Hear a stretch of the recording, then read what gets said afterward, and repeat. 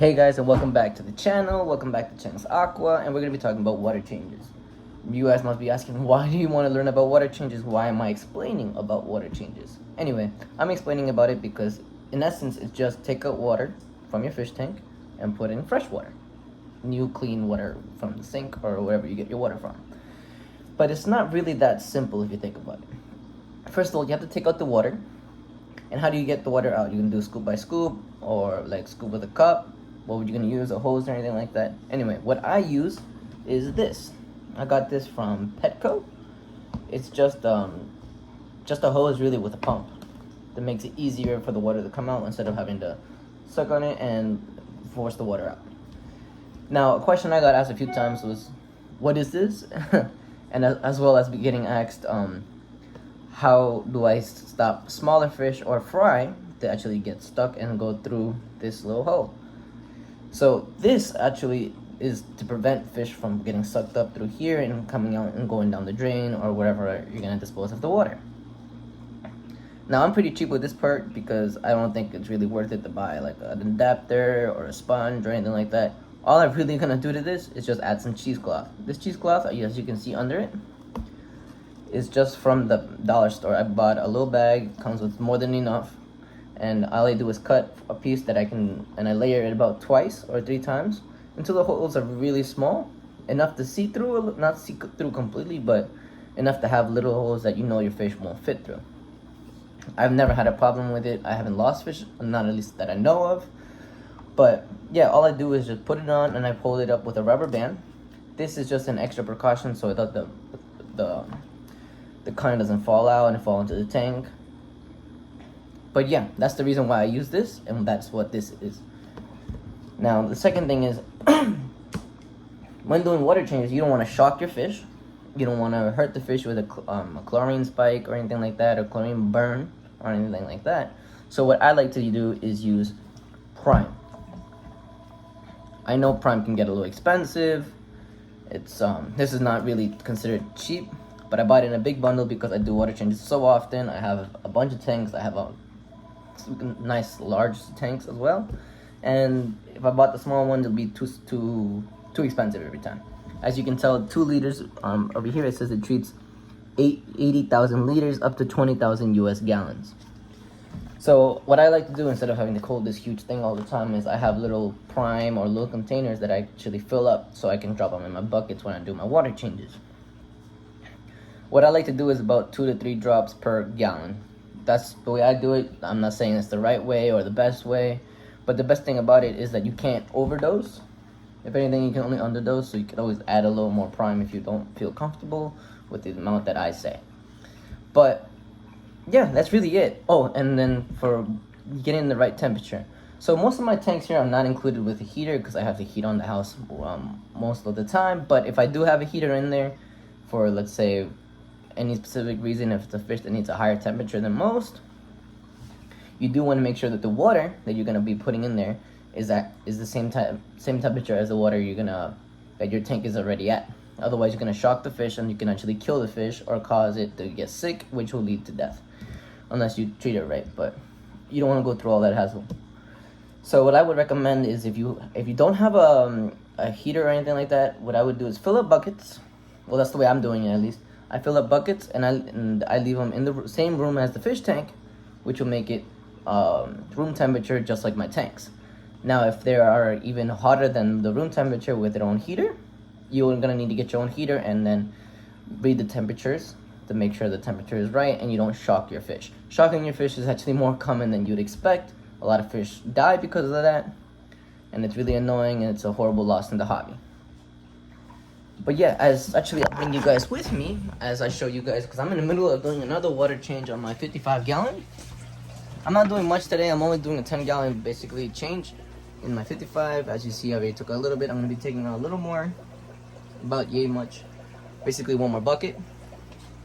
But I do constant water changes in here because I have a breeding colony of plecos, super red plecos in there, which are one of my favorite fish now. I like the way they look. I love the way they clean your tank, and I love they just look cool to me. And especially when they're eating vegetables and all that, that's really cool. But When it comes to water changes, that's very important, and make sure you do often water changes. I'm not saying every day like I'm doing, or every other day, but at least once a week is what you try to aim for, even if you have a good filter or anything like that. Maybe I could go far as much as say once a month if you have a good filtration system on it. But there's sometimes that I say I do a lot of water changes and everything like that, but sometimes I don't even do water changes. It could be 2 months and I don't even have a problem. Sometimes the more you touch the tank, the worse it can get. Now, water changes don't have to be difficult. If you guys just follow the steps, if you guys have a room temperature tank, all you have to do is just keep the water next to it and just fill it up, and you'll be fine. There's nothing overthinking about it or anything like that. When applying prime, again, a couple of drops per bucket or per 5 gallons, you'll be fine.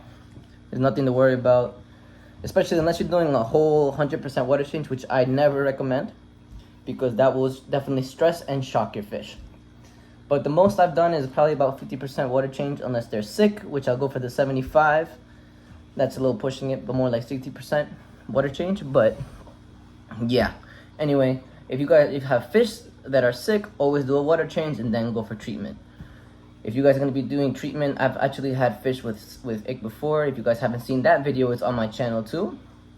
I've done water changes too, which I also have on my channel. But I recently just posted a video of me actually taking care of sick fish, quarantining fish, and why you should quarantine fish.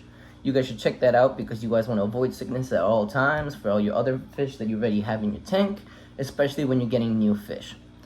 Anyway, thank you guys for watching, and if you guys could smack that like button and comment any questions you guys have below, and especially subscribe. Please subscribe. It helps the channel so much. It means a lot to me, and it would really help us grow. Thank you guys for watching. Quick reminder, I'm now selling fish. I'm located in New York, Westchester County. I'm selling super red plecos. I'm selling regular common bristlenose plecos, chocolate bristlenose plecos, and I'm also starting to sell guppies. I've actually sold some guppies already. Some are fry. They're usually not what I would sell, but if you pick them up and you sell them to me, I sell them for like 50 cents a piece, and they took like 50 of them, which is fine with me if you guys really want it. But I don't offer no DOA replacement or anything like that, because they're fry and I don't recommend taking them that young.